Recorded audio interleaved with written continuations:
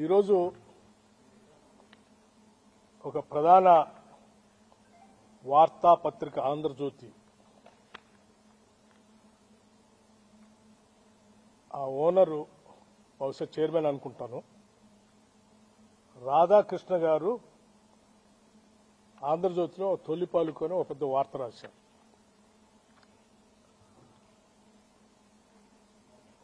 అందులో రాష్ట్రంలో బొగ్గు గనుల కోసమే కొన్ని వార్తా కథనాలు వండించబడతా ఉన్నారని వారు రాస్తూ దాంట్లో నా పేరును కూడా తీసుకొని వచ్చి వారు పెద్ద అక్షరాలతో రాశారు. ముందుగా అసలు సింగరేణి కాలరీకి సంబంధించిన ఆస్తులు బొగ్గు గనులన్నీ కూడా తెలంగాణ ప్రజల ఆత్మాది. తెలంగాణ రాష్ట్ర ప్రభుత్వం ఈ రాష్ట్రానికి సంబంధించిన ఆస్తులు.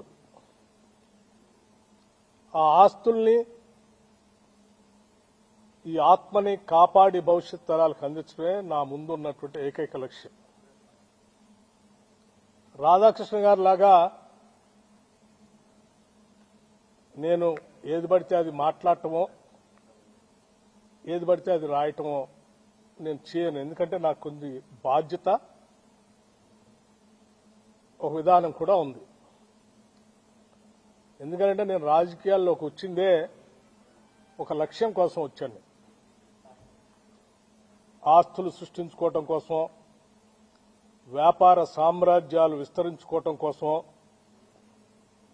లేకపోతే అధికారాన్ని హోదాగా అనుభవించడం కోసం నేను రాలేదు. నేను ఒక ప్రత్యేక లక్ష్యం కోసమే రాజకీయాల్లోకి వచ్చాను.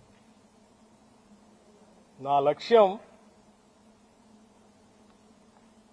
ఇక్కడ ఉన్నటువంటి ఆస్తుల్ని, వనరుల్ని, వ్యవస్థల్ని